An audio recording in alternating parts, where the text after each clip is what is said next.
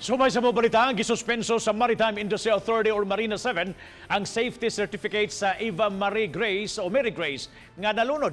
Adunay live update si Chona Carrion. Chona? Yes, Bob, gisuspenso na sa Maritime Industry Authority ang cargo ship safety certificate sa MV Eva Mary Grace nga nalunod dito sa SEDC Port sa lungsod sa San Fernando pasado alas 4 kagahapon.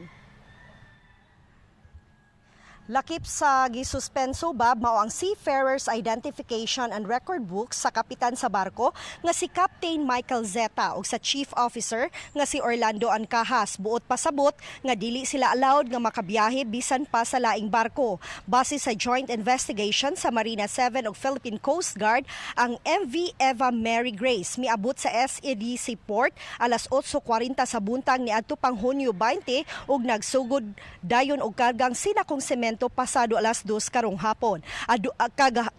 Pasado alas 2 sa hapon ni adtong Hunyo 20. Aduna kini 19,000 kasakong semento ug padung unta kining ihatod sa Zamboanga City nga maoy destination niini. Samtang nagpatawag og tigom si Attorney Mark Anthony Pascua, ang Regional Director sa Maritime Industry Authority, karong hapon tali sa Eva Shipping Corporation ang operator, lakip na ang kapitan ug chief officer sa barko, mga representante sa SEDC Port ug Philippine Coast Guard. Usa ka fact-finding inquiry ang gipahigayon kung unsa gyud ang nahitabo ug unsay posibleng hinungdan sa pagkalunod sa MV Eva Mary Grace.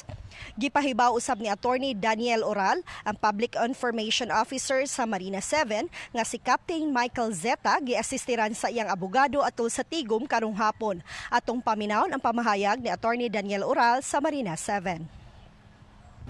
We extracted information from them, then this information could yet be disclosed because we have to also validate gathered informations. We have initially issued a suspension order of their safety certificate.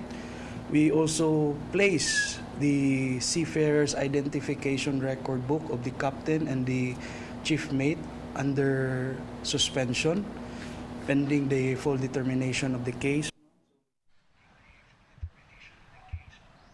Bob, upahibaw raw niya ang Marina 7 sa ilang schedule sa ipahigayong hearing sa maong insidente. Bob? Thank you so much, Chona Carrion, sa imong live report.